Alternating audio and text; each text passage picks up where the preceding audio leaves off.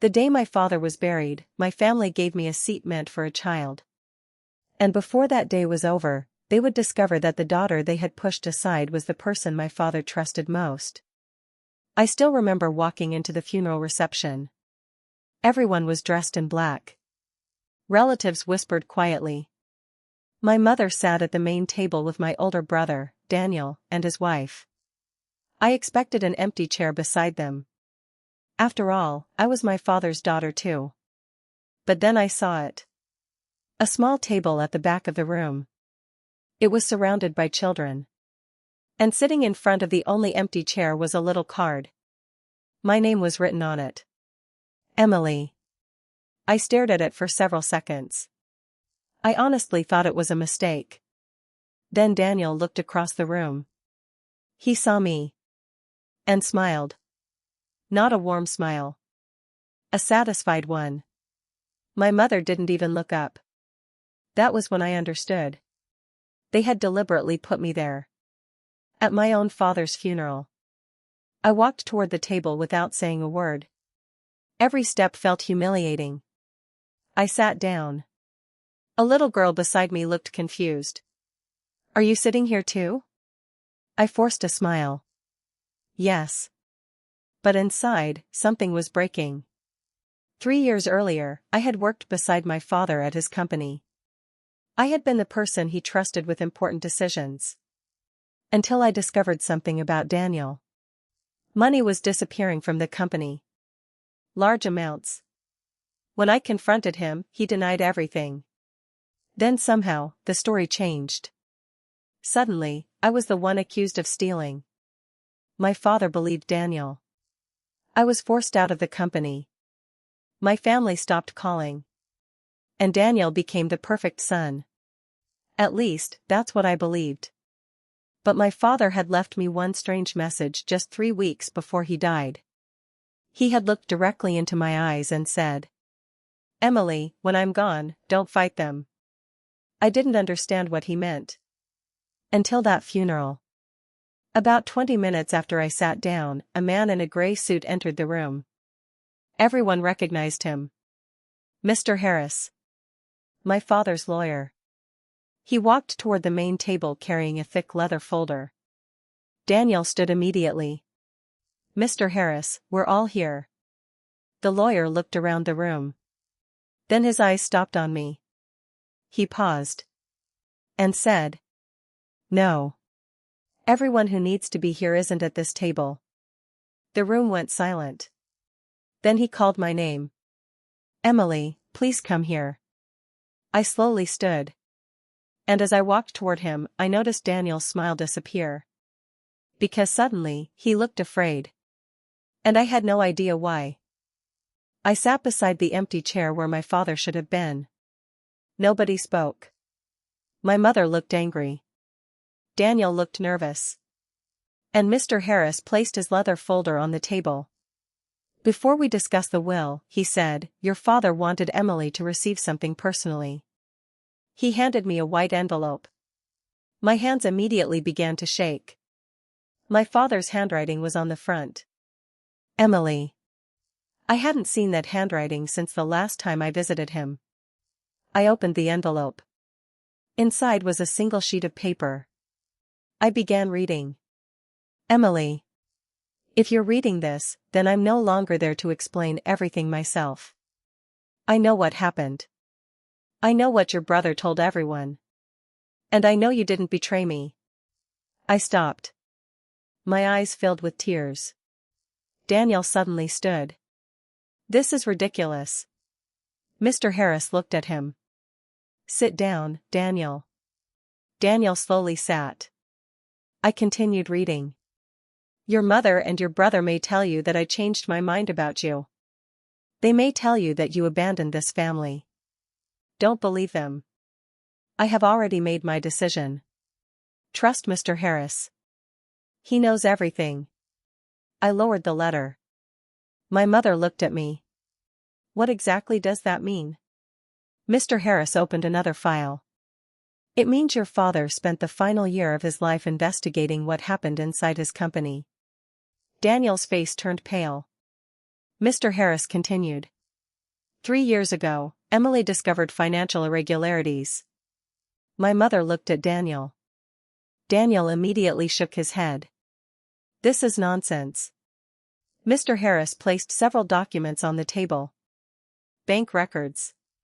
Transfer receipts. Emails. Signed agreements. I stared at them. I recognized some of the transactions. They were the exact transactions I had discovered years ago. The same ones that had destroyed my relationship with my father. Mr. Harris looked at me. Your father never stopped looking for the truth. I couldn't breathe. All those years, I had believed my father chose Daniel over me. But he had secretly been investigating. Then Mr. Harris turned another page. There is something else. Daniel suddenly stood again. No. That's enough. Mr. Harris calmly looked at him. No, Daniel. It isn't. He pointed to the documents. We found where the missing money went. The room became completely silent. My mother stared at Daniel. I stared at my brother. And for the first time in 3 years, Daniel couldn't look me in the eyes. Daniel tried to explain. He said the money was a loan. He said he planned to return it. He said everything had been misunderstood. But Mr. Harris had brought evidence. Not rumors. Not accusations. Evidence. Years of bank transfers. Private emails. Hidden accounts. And documents showing Daniel had been moving company money into accounts connected to one of his friends. My mother was crying. How could you do this? Daniel looked at her.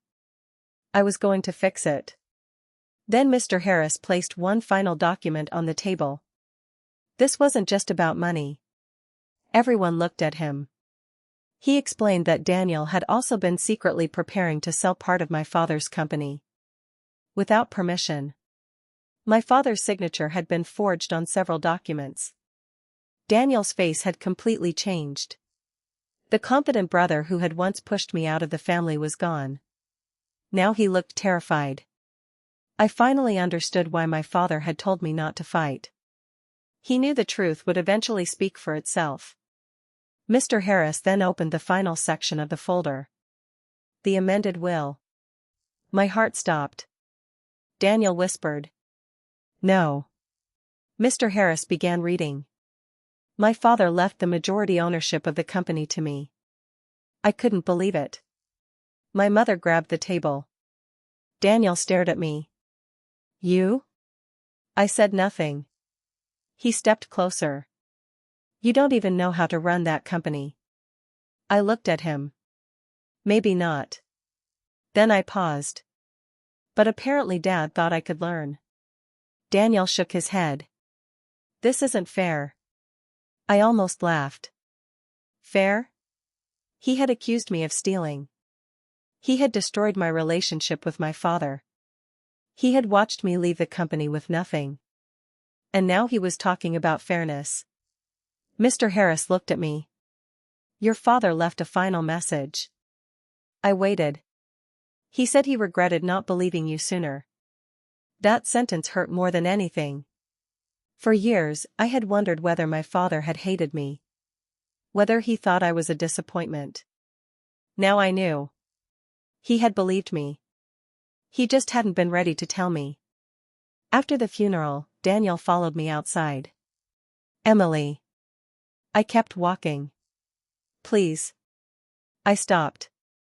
He looked completely different. For the first time in my life, my older brother was asking me for something. You're not going to take everything from me, are you? I turned around. And looked him straight in the eyes. No, Daniel. I paused. I'm not going to take anything from you. His face relaxed. Then I finished. I'm just going to let the truth decide what you deserve. The next morning, I walked into my father's company. 3 years earlier, I had walked out of that building feeling like a failure. This time everyone stood when I entered. Not because they were afraid of me. Because they knew the truth. I met with the legal team. Every transaction Daniel had made was reviewed. Every document was examined. Every person involved was questioned. I could have destroyed Daniel. I could have humiliated him publicly. I could have made him feel the same pain he had caused me. But I didn't. I chose something different. Accountability. Within weeks, Daniel lost his position. The people who had once ignored me started calling. They apologized. They said they had been wrong. Some asked me for jobs. Others wanted forgiveness. But I learned something important. Forgiveness doesn't mean giving someone another chance to hurt you. Sometimes forgiveness simply means refusing to let their actions control your future. 3 months later, I returned to my father's office. His desk was still there. His old chair. His family photograph. I picked up the photograph and smiled. Then Mr. Harris walked in carrying another envelope. "Your father asked me to give you this once everything was settled." I opened it. There was one final letter. "Emily. If you've reached this point, you finally know the truth. Don't spend your life trying to punish your brother. Build something better. Give people a chance when they earn it. But never confuse love with trust. Trust must be earned. And never again sit at a table where someone has decided you don't belong." I read that final sentence twice. Then I cried. Because suddenly, I understood what my father had really left me. It wasn't the company. It wasn't the money. It was freedom. Freedom from needing my family's approval. Freedom from proving my worth. Freedom from wondering whether I belonged. My family had placed me at the children's table because they thought I was powerless. They had no idea my father had already chosen me. And that became the greatest lesson of my life. Sometimes people will try to make you feel small because they are afraid of what happens when you realize your own worth. Don't beg for a seat at their table. Build your own.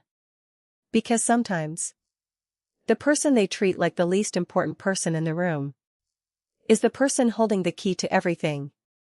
And when the truth finally arrives, you won't need revenge. The truth will speak for you.